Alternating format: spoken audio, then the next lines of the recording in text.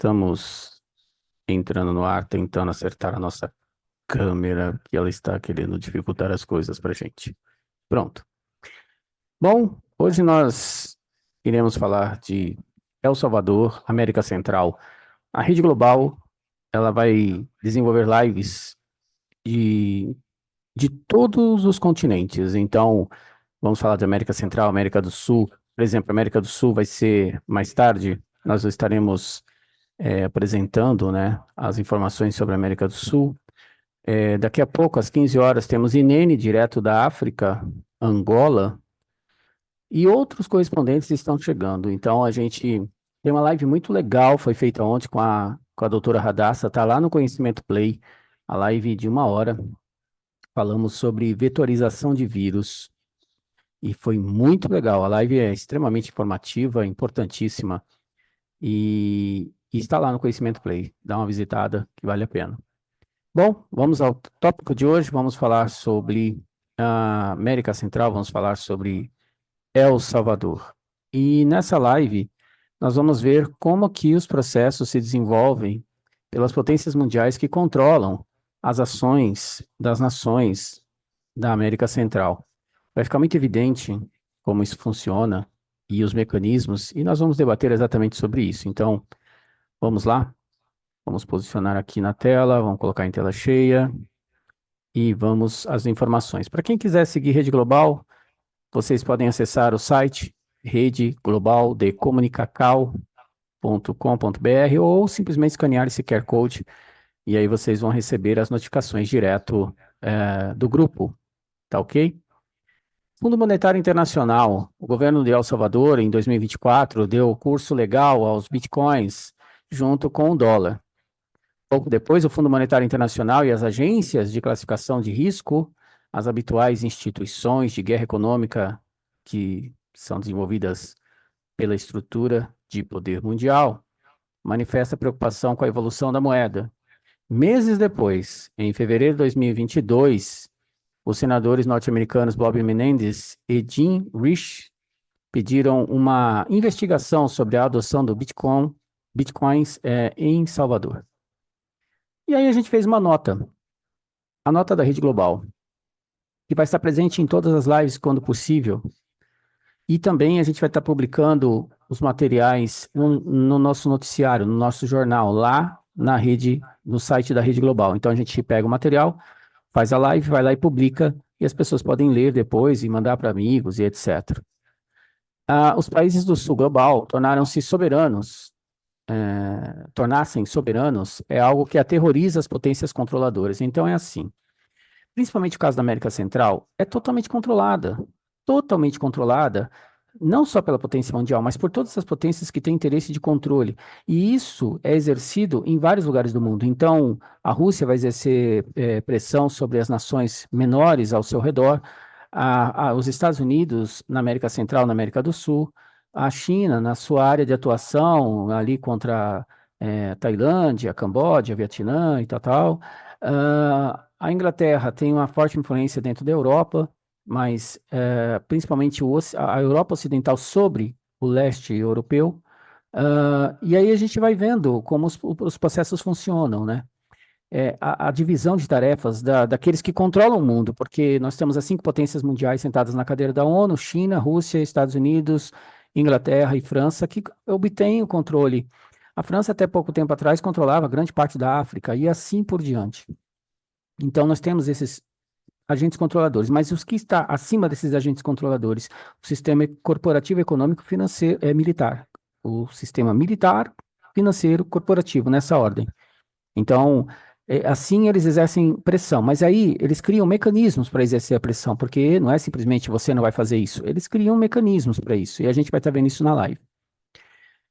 Então, aqui ainda fala o seguinte: eles preferem que seus vassalos conheçam o seu lugar e os seus limites, para que o seu comportamento não se desvie dos fins consagrados pelo seu governo ou pela sua estrutura de poder e pelas oligarquias que determinam as regras que são garantidas com as suas forças militares.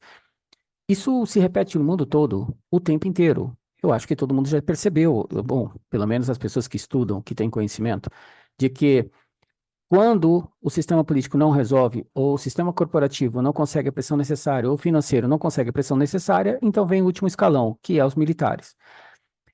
Os processos também acontecem com a inteligência militar, então nem sempre é necessário mísseis ou caças ou porta-aviões. Você pode simplesmente, dentro do país, desenvolver uma guerra híbrida através dos seus sistemas de inteligência militar e civil. Essas estruturas, elas se ramificam e elas são todas conectadas e elas atuam em todos os lugares, o tempo inteiro. Então, as pessoas não têm a percepção disso porque elas observam nomes, marcas, elas observam símbolos, elas não compreendem os mecanismos de conexão que essas estruturas realizam e se movem em todo o mundo, não é? O papel da América Central sob domínio é satisfazer as necessidades econômicas e políticas de estados estrangeiros e não das suas próprias necessidades nacionais. E a prova disso é que a América Central, vocês veem o caos que é, né? Narcotráfico, pobreza e falta de ensino e e claro, obviamente, você vai ter pequenos centros ali, você vai ter pequenos bolsões ali que conseguem ainda se desenvolver de alguma maneira, mas normalmente isso vai estar ligado muitas elites dentro dos países. A classe média, que é pequena e tem diminuído no mundo, ela vai ter que lutar para sobreviver e se manter naquele padrão, mas a grande maior parte das pessoas está dentro da linha de pobreza no mundo todo. Então, é uma luta, é uma guerra. E se vocês estudarem um pouco sobre El Salvador, Nicarágua e Honduras, vocês vão ver que é uma coisa horrorosa, né? Muito triste. Costa Rica tem uma situação um pouco melhor, mas tem por trás uma forte influência americana. Panamá, que é um paraíso fiscal, todo mundo sabe. Então, alguns países têm, mas a pobreza nessas regiões da América Central é horrível, é realmente complicado. E aqui a gente vê como que isso funciona, né? Eles não têm soberania. Não são os grandes países que usam sua mídia para poder dizer que isso se estende do Ocidente e do Oriente, tá? Eles não dizem o tempo todo que queremos democracia, liberdades e etc., igualdade, bababá, essa besterol toda. Bom, vai na América Central e conversa com a galera e vê se realmente existe soberania, se existe liberdade. E dito tudo isso, continuamos, exemplificando a definição mais básica de neocolonialismo, tal como ocorre em outros países da região. Então, assim, mas isso se estende desde México até América Central e América do Sul. Então, é tudo aqui quintal de uma das potências mundiais. Aí você vai lá para a Rússia, você vai ver que o quintal da Rússia, ela faz a mesma coisa, e aí no quintal da China é a mesma coisa. E a França e a Inglaterra, eles têm papéis diferentes. Apesar do processo que acontece no leste europeu ser contínuo, e a pobreza lá é muito grande, e a máfia do narcotráfico e tudo que existe na leste europeu, mas quando você pega Inglaterra e França, você vê nitidamente que Inglaterra é mais voltada ao desenvolvimento dos processos de controle financeiro, isso é histórico, e você pega a França como normatizadora, criadora de leis que vai se desenvolvendo ali e depois se espalha para o mundo. Então, é um conjunto, sabe? É uma ação muito bem coordenada. Tem a parte política e a parte de guerra que fica na mão da China, Rússia, Estados Unidos, dentro do desenvolvimento da polarização mundial. Então, tem muita coisa que acontece nesse cenário. Pressionando o vassalo. Julho de 2022. Eu estou trazendo o caso de 2022 porque ele é um caso bem interessante de análise. É um caso bem importante da gente entender os mecanismos de controle, né? Então, julho de 22, o senador democrata Bob Menendez, da Comissão de Relações Exteriores do Senado, ao entrevistar o candidato a embaixador dos Estados Unidos em El Salvador, fez uma série de comentários que demonstram a gravidade da guerra híbrida contra El Salvador, e é disso que se trata mesmo. Em todos os lugares, na maior parte deles, são guerras híbridas. Ou ela é étnica, ou ela é desenvolvida numa polarização política, ou ela é feita com intervenções dentro do país, ou ela é feita com sanções, ou ela é feita de várias formas. Mas no fim da história é uma guerra híbrida. O Brasil está sob guerra híbrida. O Brasil está sob uma guerra que as pessoas não compreenderiam se você explicasse, no sentido, entre aspas, climático, que não tem como provar, apesar de as pessoas imaginarem o que pode estar acontecendo, não tem como provar. Então, se trata de, entre aspas, a coisa da mudança climática, né? Que atende à agenda ESG, que atende às corporações, que atende o GPPP, que é as parcerias públicas privadas dessas organizações que controlam a coisa toda, e assim por diante. Então, a gente tenta mostrar, através de lives, são 2.240 e tantas, que as conexões, né, para que as pessoas compreendam o quadro geral. O quadro geral, porque a ideia da mídia é desviar o foco. Então, as pessoas, elas são levadas a ficar em torno, de situações isoladas.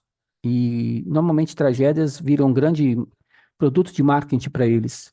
É como que está acontecendo no Brasil, né? E eles, como a gente previa e a gente disse, e está acontecendo, nossa live sobre o Rio Grande do Sul já está com quase mais de 5.000 views. A gente disse que a mídia usa isso como um processo emocional, e em cima disso, publicidade, publicidade, publicidade. Falar a verdade mesmo, nada, né? O tanto de pessoas que estão perdendo a vida lá porque simplesmente os militares estão impedindo que os barcos sem motor entrem na água e estão criando uma série de barreiras. Então, quer dizer, eu não vou entrar nesse mérito. Deixa para lá, porque não adianta, a gente já falou isso na live, e tem todas as informações lá. Quem quiser é só acessar Conhecimento Play. A live tem 2 horas e tem muita informação lá, e para vocês poderem estar checando, tá? Para quem não conhece, conhecimentoepoder.ead plataforma.app/register, tá bom?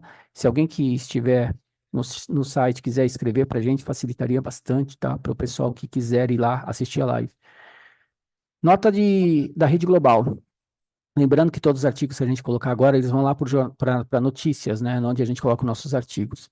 Importante chamar a atenção para a forma como esses responsáveis políticos, que é assim que eles são vistos, né, bem como o seu complexo de ONGs, basta olhar para a Amazônia, com mais de sei lá quantas centenas de ONGs, neste caso, americanos, utilizam as palavras corrupção e democracia como escudo e como código para disfarçar aquilo que realmente lhes interessa, que é neutralizar a crescente soberania de países do sul global, como El Salvador, Nicarágua, Honduras e todos os demais que não estejam aliados e alinhados ao pensamento das regras e normas estabelecidas por um outro país estrangeiro. Quer dizer, é absurdo, né?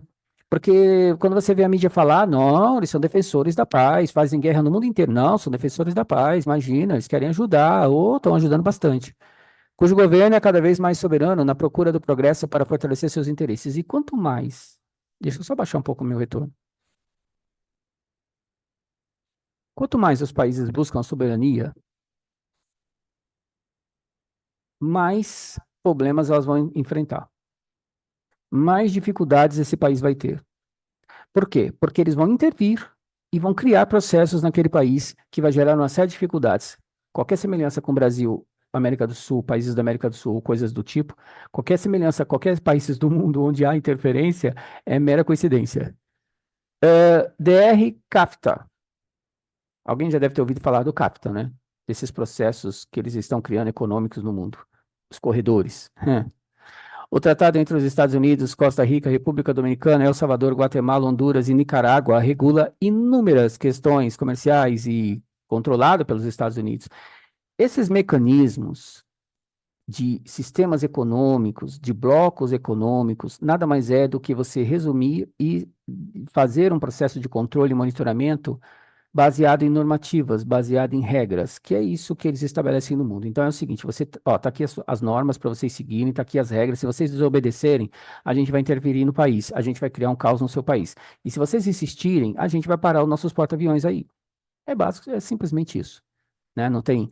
É que eles conseguem destruir muitos países, principalmente países menores, sem jogar uma bomba, porque, na realidade, as inteligências militares e civis conseguem desenvolver os processos caóticos internamente através da guerra híbrida. Então, às vezes, nem é necessário jogar bombas. É que alguns países do mundo têm algumas características de lutarem pelos seus direitos, entre aspas, né?